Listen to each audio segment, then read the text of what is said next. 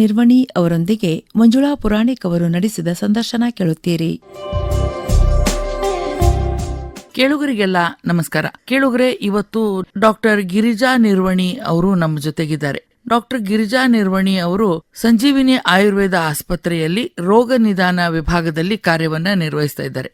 ಕೇಳುಗರೆ, ಸಾಮಾನ್ಯವಾಗಿ ಮಹಿಳೆಗೆ ಋತುಚಕ್ರ ಸಾಧಾರಣ 10ನೇ ವರ್ಷದಿಂದ 13 ವರ್ಷದ ಅವಧಿಯಲ್ಲಿ ಆರಂಭ ಆಗ್ತದೆ. ಒಂದು 45ರಿಂದ 52, 53ರವರೆಗೆ ನಿಲ್ತದೆ, ಅಂದ್ರೆ ಋತು ಬಂಧ ಆಗ್ತದೆ.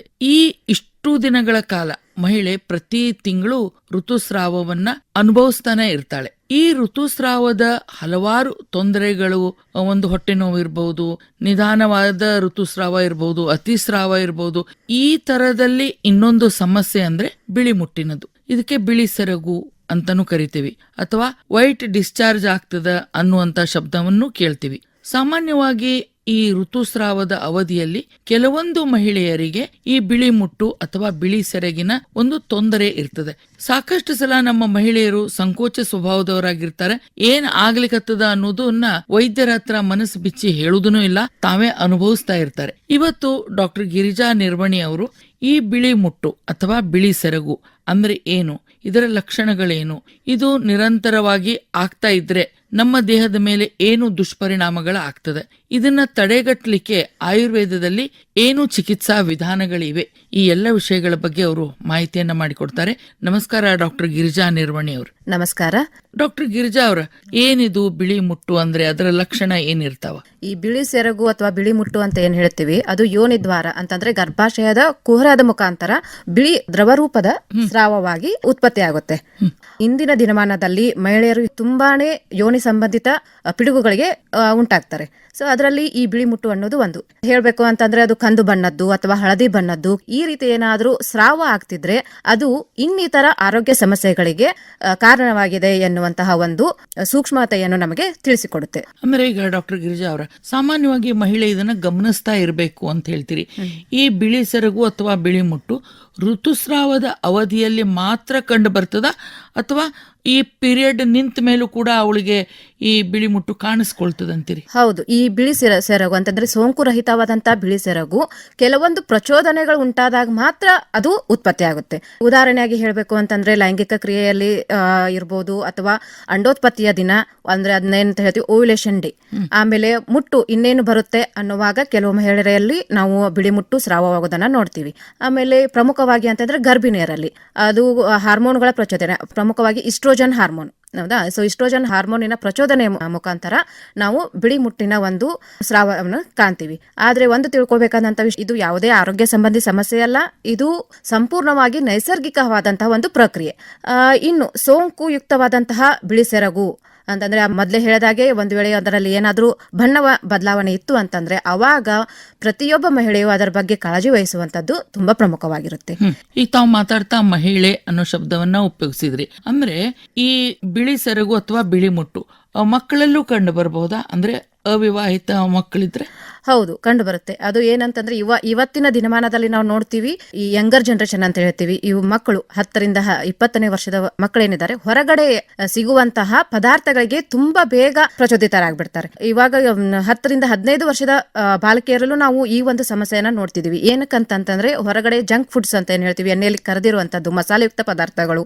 ಸೊ ಈ ತರ ಒಂದು, ಆಮೇಲೆ ಅಸಹಜ ಜೀವನ ಶೈಲಿ. ಅಸಹಜ ಅಂತಂದ್ರೆ ಸರಿಯಾಗಿ ಒಂದು ದೈಹಿಕ ವ್ಯಾಯಾಮ ಇಲ್ಲದೆ ಇರುವುದು, ಒಂದು ಸಾಮಾನ್ಯವಾದ ತುಂಬಾ ಸುಲಭವಾದಂತಹ ನಡಿಗೆಯೂ ಸಹ ಈಗಿನ ಮಕ್ಕಳ ಅದರಲ್ಲಿ ಪಾಲ್ಗೊಳ್ತಿಲ್ಲ.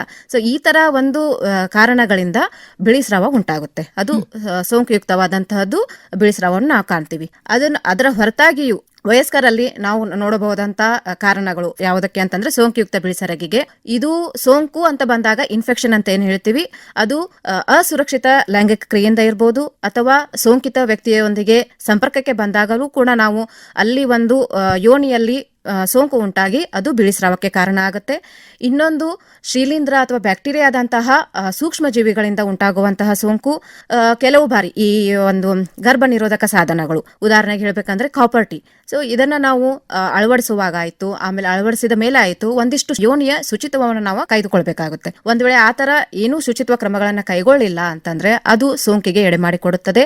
ಹಾಗಾಗಿ ಬಿಳಿ ಸೆರಗು ಅನ್ನೋದು ವಯಸ್ಕರಲ್ಲಿ ಅಷ್ಟೇ ಅಲ್ಲ, ಇದು ನಾವು ಬಾಲಾವಸ್ಥೆಯಲ್ಲೂ ನೋಡ್ಬೋದು, ಪ್ರೌಢಾವಸ್ಥೆಯಲ್ಲೂ ನೋಡ್ಬೋದು, ಹಾಗೂ ವಯಸ್ಕರಲ್ಲಿನೂ ನೋಡ್ಬೋದು.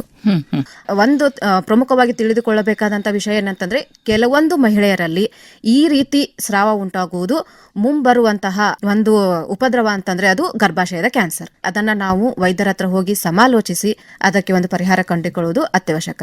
ಏನಕ್ಕಂತಂದ್ರೆ ಕೆಲವೊಂದ್ಸರಿ ಅದು ಏನು ಮಾಮೂಲಿ ಒಂದು ಇನ್ಫೆಕ್ಷನ್ ರೀತಿ ಅದು ಕೊನೆಗೊಳ್ಬಹುದು, ಅಥವಾ ಅದು ಮುಂಬರುವಂತ ಒಂದು ದೊಡ್ಡ ಪಿಡುಗು ಅಂತಂದ್ರೆ ಕ್ಯಾನ್ಸರ್ ಅಂತ ಏನ್ ಹೇಳ್ತೀವಿ ಅದಕ್ಕೂ ಸಹ ಎಡೆ ಮಾಡಿಕೊಡ್ಬಹುದು. ಅಂದ್ರೆ ಯಾವ ಸಂದರ್ಭದಲ್ಲಿ ವೈದ್ಯರನ್ನ ಕಾಣಬೇಕು ಅಂತ ತಾವು ಹೇಳ್ತೀರಿ? ಈ ಸೋಂಕು ರಹಿತವಾದಂತಕ್ಕೆ ವೈದ್ಯರ ಏನು ಸಲಹೆ ಅಥವಾ ಸೂಚನೆ ಏನು ಅವಶ್ಯಕತೆ ಇರೋದಿಲ್ಲ. ಯಾಕಂದ್ರೆ ಅದು ನೈಸರ್ಗಿಕವಾಗಿಯೇ ಶುರುವಾಗುತ್ತೆ, ಹಾಗೂ ಪ್ರಚೋದನೆ ಅಂತ್ಯಗೊಂಡಾಗ ಅದು ಅಲ್ಲಿಗೆ ನಿಂತು ಬಿಡುತ್ತೆ. ಸೊ ಅದೇ ನಾವು ಇದರಲ್ಲಿ ಸೋಂಕುಯುಕ್ತವಾದಂತಹ ಬಿಳಿ ಸೆರಗನ್ನ ಮುಂದೆ ಅದು ಅಡ್ಡ ಪರಿಣಾಮಗಳು ಬರೋದಕ್ಕಿಂತ ಮುಂಚೆ ನಾವು ಚಿಕಿತ್ಸೆ ಪಡೆಯೋದು ತುಂಬಾ ಸೂಕ್ತ.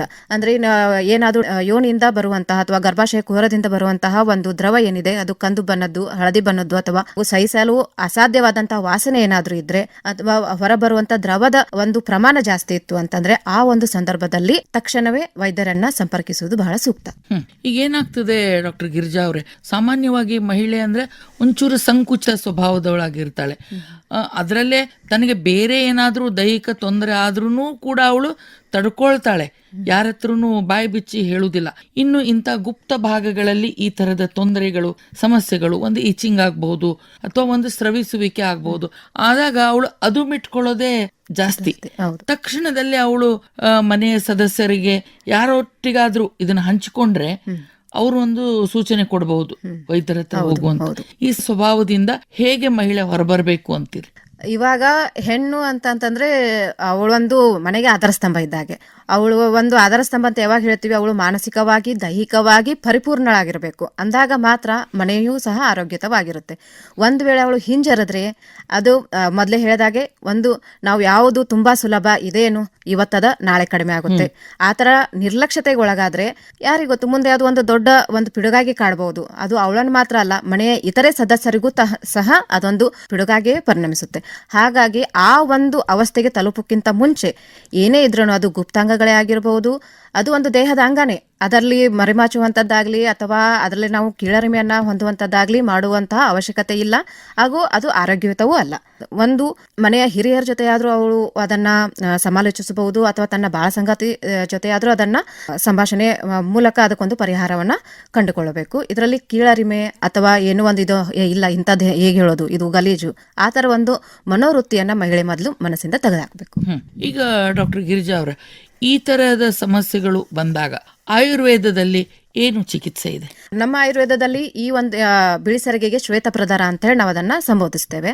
ಸೊ ಇದಕ್ಕೆ ನಾವು ಸ್ಥಾನಿಕವಾದಂತಹ ಚಿಕಿತ್ಸೆ ಅಂತಂದ್ರೆ ಯೋನಿ ಭಾಗಕ್ಕೆ ಏನಾದ್ರೂ ಸೋಂಕು ಇತ್ತಂದ್ರೆ ಒಂದು ಕಷಾಯದ ರೂಪದಲ್ಲಿನೋ ಅಥವಾ ಯಾವ್ದಾದ್ರೂ ಒಂದು ಪೇಸ್ಟ್ ತರ ಮಾಡ್ಬಿಟ್ಟು ಅಲ್ಲಿ ಅದನ್ನ ಹಚ್ಲಿಕ್ಕೆ ಹೇಳ್ತೀವಿ. ಸ್ಥಾನಿಕವಾಗಿ ಏನಾದ್ರೂ ಒಂದು ಇನ್ಫೆಕ್ಷನ್ ಇದ್ರೆ, ಸೋಂಕು ಇದ್ರೆ ಅದನ್ನ ಕಡಿಮೆ ಮಾಡ್ಲಿಕ್ಕೆ. ಅದರ ಜೊತೆಗೆ ಅಭ್ಯಂತರವಾಗಿ ಅಂದ್ರೆ ಮಾತ್ರೆಯ ರೂಪದಲ್ಲಾಗಿರ್ಬೋದು ಅಥವಾ ಔಷಧಿಯ ರೂಪದಲ್ಲಾಗಿರ್ಬೋದು ನಾವು ಅದನ್ನ ಮಹಿಳೆಯರಿಗೆ ಕೊಡ್ತೀವಿ. ಇಂತಿಷ್ಟು ನಿರ್ದಿಷ್ಟ ಅವಧಿಯವರೆಗೆ ನೀವು ಈ ಒಂದು ಮೆಡಿಸಿನ್ ಅನ್ನ ತಗೋಬೇಕು, ಅಥವಾ ಈ ಒಂದು ಪ್ರೊಸೀಜರ್ ಅಂತಂದ್ರೆ ಸ್ಥಾನಿಕವಾಗಿ ನಾವ್ ಏನ್ ಮಾಡ್ತೀವಿ ಆ ಒಂದು ಪ್ರೊಸೀಜರ್ಗೆ ಅವರು ಬರಬೇಕು, ಆ ತರ ಹೇಳ್ತೀವಿ. ಅದಕ್ಕಿಂತ ಮುಖ್ಯವಾಗಿ ಒಂದ್ ವೇಳೆ ಸೋಂಕು ಇನ್ನೂ ಪ್ರಾರಂಭಾವಸ್ಥೆಯಲ್ಲಿದ್ದು ಅಥವಾ ಅಲ್ಪ ಲಕ್ಷಣಗಳೊಂದಿಗೆ ಇದ್ರೆ ಮಹಿಳೆಯು ತಾನು ತನ್ನ ಮನೆಯಲ್ಲಿ ಅದಕ್ಕೊಂದು ಕೆಲವೊಂದಿಷ್ಟು ಪರಿಹಾರಗಳನ್ನ ಕಂಡುಹಿಡ್ಕೊಳ್ಬಹುದು.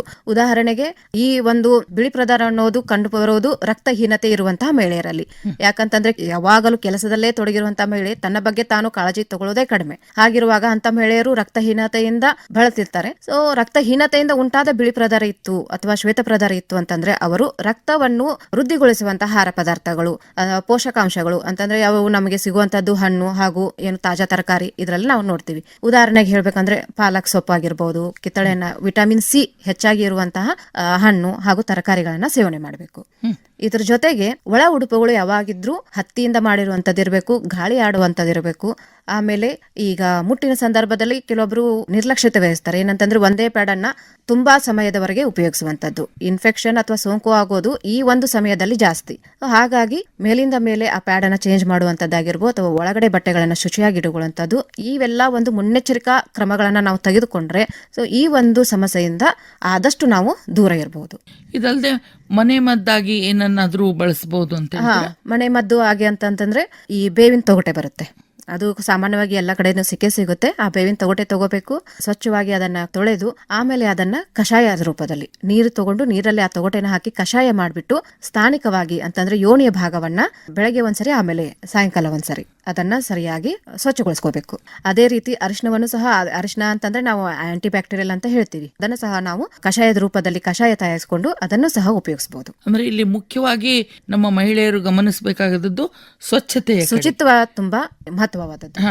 ಒಟ್ಟಿನಲ್ಲಿ ಮಹಿಳೆ ರಕ್ತಹೀನತೆಯಿಂದ ದೂರ ಇರಬೇಕು, ವಿಟಮಿನ್ ಸಿ ಯುಕ್ತ ಆಹಾರವನ್ನ ಹೆಚ್ಚು ಸೇವಿಸಬೇಕು, ಸ್ವಚ್ಛತೆಗೆ ಆದ್ಯತೆಯನ್ನ ಕೊಡಬೇಕು.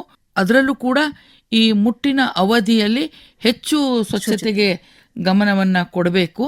ಎಲ್ಲಕ್ಕಿಂತ ಮುಖ್ಯ ಅಂದ್ರೆ ಒಂದು ಅನೈಸರ್ಗಿಕವಾದಂತ ಯಾವುದೇ ಸ್ರವಿಕೆ ಕಂಡು ಬಂದಾಗ ಉದಾಸೀನ ಮಾಡದೆ ವೈದ್ಯರನ್ನ ಭೇಟಿ ಮಾಡಬೇಕು ಅಂತ ತಾವು ಹೇಳಲಿಕ್ಕೆ ಇಷ್ಟಪಡ್ತೀವಿ. ಹೌದು ಹೌದು. ಧನ್ಯವಾದಗಳು ಗಿರಿಜಾ ಅವರೇ, ಸಾಕಷ್ಟು ಮಾಹಿತಿಯನ್ನು ನಮ್ಮ ಕೇಳುಗರಿಗೆ ತಾವು ಕೊಟ್ಟಿದ್ದೀರಿ. ನಮಸ್ಕಾರ. ಧನ್ಯವಾದಗಳು. ಬಿಳಿ ಮುಟ್ಟು ಕುರಿತು ಇದುವರೆಗೂ ಡಾಕ್ಟರ್ ಗಿರಿಜಾ ನಿರ್ವಣಿ ಅವರೊಂದಿಗೆ ನಡೆಸಿದ ಸಂದರ್ಶನ ಕೇಳಿದಿರಿ.